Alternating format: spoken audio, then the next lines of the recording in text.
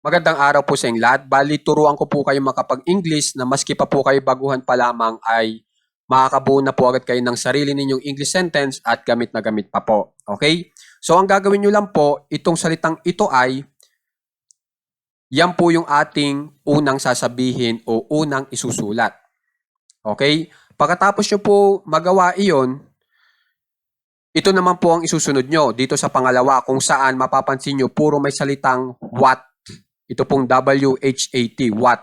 Pipili lang po kayo ng isa dyan kung alin man ang magustuhan nyo. Okay? Pagkapili nyo po ng isa dyan, pipili din po kayo ng isa dito sa pinakababa.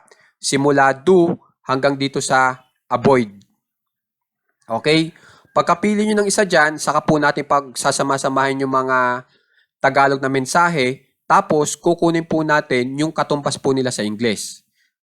At pag napagsama-sama po natin yung mga salita na kung saan ay katumbas nila sa English, yun na po yung English sentence natin na nabuo. Okay po? So magbigay po ako ng halimbawa. Ito ay, this is, tapos ang napili ko po ay itong nasa unahan, itong ang nilayon ko na. Kapag in-English nyo yan, ito po yung tamang pag-English. What I intended to. Okay? Ito pong to, yan yung na. Okay? Tapos po, pipili kayo ng isa dito. Sa baba, ang napili ko po ay itong gawin, na kapag in English ay do. Okay? So, pagsama-samahin lang po natin yung Tagalog na mga salita at saka yung katumbas nila sa English. Ito ay ang nilayon ko na gawin. Ito ay ang nilayon ko na gawin. Okay, sa Tagalog. Pag in English nyo, this is what I intended to do. This is what I intended to do. Yun na po yung tamang English para sa ito ay ang nilayon ko na gawin.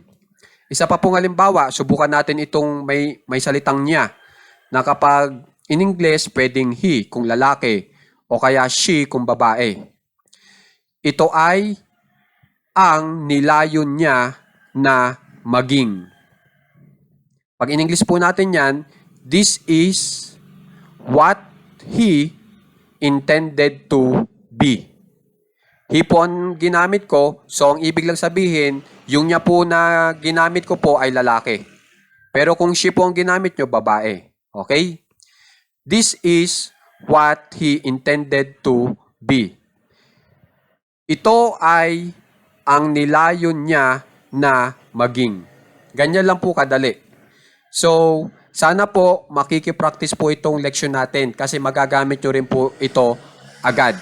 Okay? At alam nyo naman po yon kasi kalimitan, ganito po tayo magbigay ng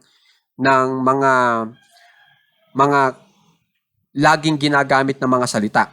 Di ba po ba? Ito ay ang nilayon ko na gawin o kaya ito ay ang nilayon ko na ipaalam. Di ba ganyan tayo yung kalimitan na sasabi natin? Kaya maganda po talaga itong mapag-aralan at ma-practice. Okay po? So sana po magamit nyo rin po agad ito at sana tuloy-tuloy lang po yung inyong panonood para marami po kayong natututunan. Maraming salamat po.